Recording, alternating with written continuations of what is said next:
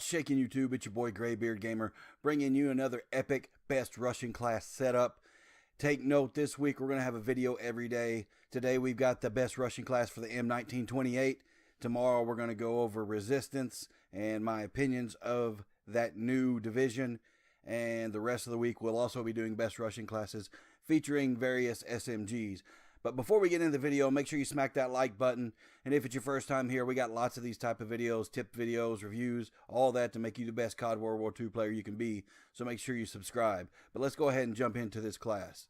As you just saw on screen, I'm running the Airborne Division, and I'm running that because we're talking about rushing, and you can't run around the map if you have to stop and catch your breath every 2 seconds. So I'm running the Airborne Division so I can move very quickly.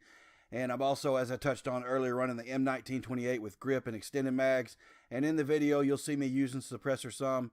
And I'll be honest with you, it didn't really affect the damage with or without the suppressor. So if you want to run that suppressor, I think that's a good option. And my basic training skill is inconspicuous because I'm trying to quiet down my footsteps a little bit so the enemy will have trouble deciding how far away I am or maybe what direction I'm coming from. And I did make one mistake with this class when I was using it. My secondary is a trench knife, and I would highly recommend using a machine pistol or P08 or the M1911 simply because I found myself going on longer streaks with this weapon, and I really ran out of ammunition and needed a secondary. And unfortunately, I didn't have that available, and it cost me several times. Also, even running extended mags, the rate of fire on the M1928 is so rapid that you have to reload quite a bit. So you may end up in a gunfight with an enemy with an empty chamber with the M1928.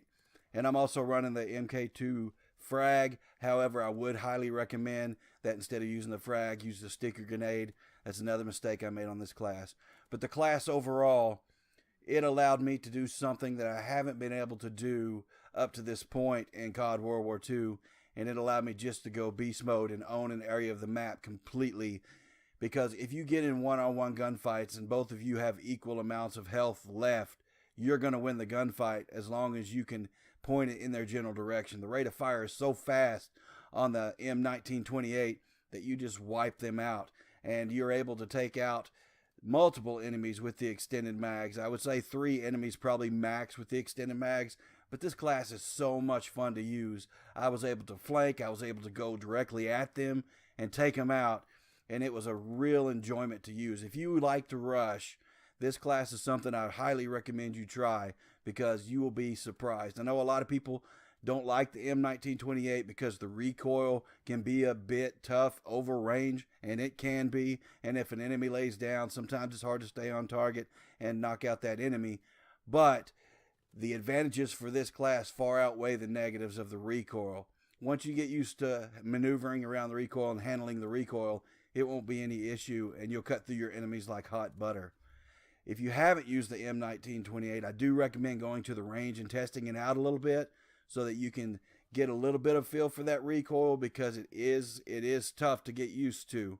But like I said, once you get used to it, this is a beast machine. And with this class, it's excellent for rushing around the map.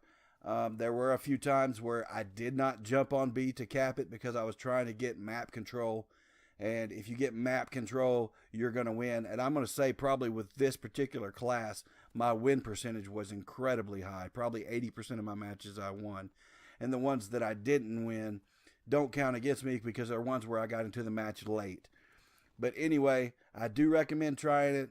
You got to try it with the inconspicuous though, because there are a lot of people that are sound horn, and the airborne if you want to get around the map quickly at the start of the match, and at halftime if you're playing domination or any other objective-based game in which there's 2 halves. It's going to allow you to get to the middle of the map quicker and get that power position to win the match, basically. So I do recommend trying it. You got to give it a shot. Leave a comment down below to let me know how it does for you. Again, be on the lookout tomorrow for my review on resistance. Coming down to the end of the video, I appreciate you watching, guys. As always, hit that like button, subscribe if it's your first time here. My name is Graybeard Gamer, and I'm out.